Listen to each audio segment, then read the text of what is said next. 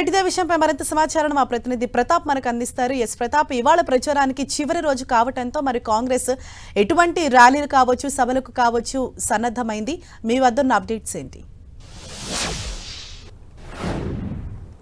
Yes Harisha, ఇప్పటివరకు ఈరోజు సాయంత్రం 5 గంటలకు మున్సిపల్ ఎన్నికల ప్రచారం ముగియబోతుంది కాబట్టి మున్సిపల్ ఎన్నికలను కాంగ్రెస్ పార్టీ మొదటి నుంచి కూడా చాలా సీరియస్గా తీసుకుందని చెప్పుకోవచ్చు. అత్యంత ప్రతిష్టాత్మకంగా తీసుకోవడంతో మొత్తం దాదాపు అన్ని మున్సిపాలిటీలలో కాంగ్రెస్ పార్టీ జెండా ఎగరవేయాలి. మున్సిపాలిటీలకు సంబంధించిన వార్డులలో దాదాపు 90% అభ్యర్థులంతా కూడా కాంగ్రెస్ పార్టీకి సంబంధించి కూడా విజయం సాధించాలని చెప్పేసి ఇప్పటికే ఒక టార్గెట్ కూడా పెట్టుకున్న పరిస్థితి. దీనికి అనుగుణంగానే ప్రతి పార్లమెంటును ఒక మంత్రికి ఇన్ఛార్జిగా ఇస్తూ అందులో ఉన్న మున్సిపాలిటీలను కూడా పార్టీ తరఫున సీనియర్ నేతలకు కూడా బాధ్యతలు అప్పగించడం జరిగింది. కార్పొరేషన్ చైర్మన్లు కానీ పార్టీకి సంబంధించిన వైస్ ప్రెసిడెంట్లు, జనరల్ సెక్రటరీలు అందరికీ కూడా ఆయా బాధ్యతలు మున్సిపాలిటీల వారిగా బాధ్యతలు అప్పగించి ప్రచార శైలితో పాటు ముఖ్యంగా బీఫామ్లకు సంబంధించి వాటిని అన్నిటి కూడా దగ్గరుండి పరిశీలన చేసిందని చెప్పుకోవచ్చు. మొత్తం మీద ఈరోజు సాయంత్రానికి ప్రచారం ముగుస్తుంది కాబట్టి ఇప్పటివరకు ఈ ప్రచారం చూసినట్లయితే సీఎం రేవంత్ రెడ్డి కూడా స్వయంగా రంగంలోకి దిగి ఉమ్మడి జిల్లాల వారిగా సభలు సమావేశాలు పెట్టి ఆయా కార్పొరేషన్లలో ఎవరైతే పోటీ చేస్తున్నారో వారికి సంబంధించి ప్రత్యేకంగా సీఎం వారితో భేటీ అయ్యి గెలుపుకు సంబంధించిన వారికి దిశానిర్దేశం కూడా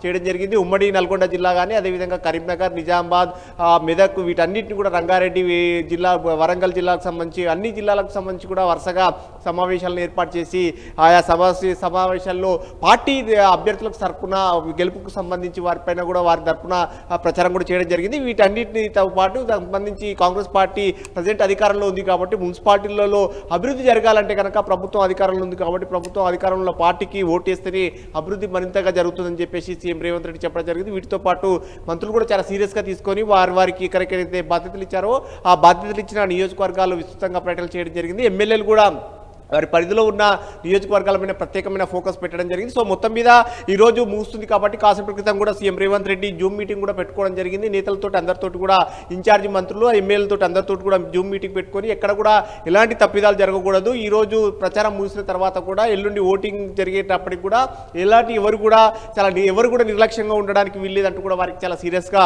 చెప్పడం జరిగింది. ముఖ్యంగా పోల్ మేనేజ్మెంట్ కానీ ఇతరత్ర అంశాలకు సంబంధించి కానీ ఎక్కడ కూడా ఎలాంటి తప్పిదాలు జరగకుండా చూసుకోవాలని చెప్పేసి నేతలకు చెప్పడం జరిగింది. ఎక్కడ కూడా చిన్న తప్పిదం జరిగినా కూడా ఇతర పక్షాలకు సంబంధించిన అభ్యర్థులు ఎవరు గెలిచినా కూడా ప్రభుత్వానికి సంబంధించి నెక్స్ట్ ఇంకా 3 ఏళ్ళు ప్రభుత్వం ఉంటుంది కాబట్టి దానికి సంబంధించి ఇబ్బందికరంగా మారే అవకాశం ఉంటుంది కాబట్టి అన్ని ఎన్నికల్లో అన్ని చోట్ల కాంగ్రెస్ పార్టీ గెలిచినట్లయితే మరింత సునాయాసంగా దూకుడుగా ప్రభుత్వం ముందుకెళ్లే అవకాశం ఉంటుంది. నెక్స్ట్ ఫర్దర్గా ఎవరైతే ఇప్పుడు ఎంత గెలుస్తారో వారంతా కూడా నెక్స్ట్ జనరల్ ఎలక్షన్కు చాలా ఈజీగా ఉంటుంది, సులభంగా ఉంటుంది కాబట్టి ఖచ్చితంగా గెలిచి తీరాల్సిందే అని చెప్పేసి సీఎం రేవంత్ రెడ్డి గట్టి పట్టుదలతో ఉన్నారు. కాబట్టి దానికి తగ్గట్టుగా వార్ రూమ్ ఏర్పాటు చేయడం కానీ అదేవిధంగా ప్రతి డివిజన్కి సంబంధించిన ప్రత్యేకమైన మానిటరింగ్ జరుగుతుంది కాబట్టి ఇక్కడ చిన్న మిస్టేక్ జరిగినా కూడా ఎక్కడ కూడా దాన్ని ఖచ్చితంగా కంట్రోల్ చేయాలని, డ్యామేజ్ కంట్రోల్ చేస్తూ నేతలంతా కూడా విభేదాలను పక్కన పెట్టి పనిచేయాలని చెప్పేసి వారికి అంతా కూడా దిశానిర్దేశం చేసింది. అందుకు అనుగుణంగానే వారంతా కూడా నేతలంతా కూడా పనిచేస్తున్నారని చెప్పుకోవచ్చు. మరోవైపు బీఆర్ఎస్కు సంబంధించి కూడా కేటీఆర్ కానీ హరీష్ రావు కూడా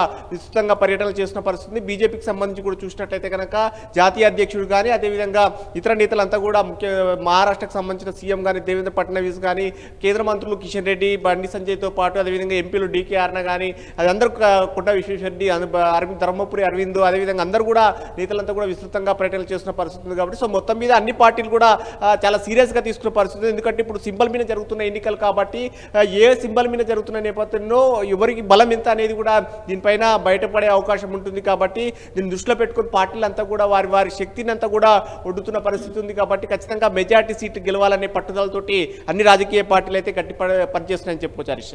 రైట్, థ్యాంక్ యూ ప్రతాప్.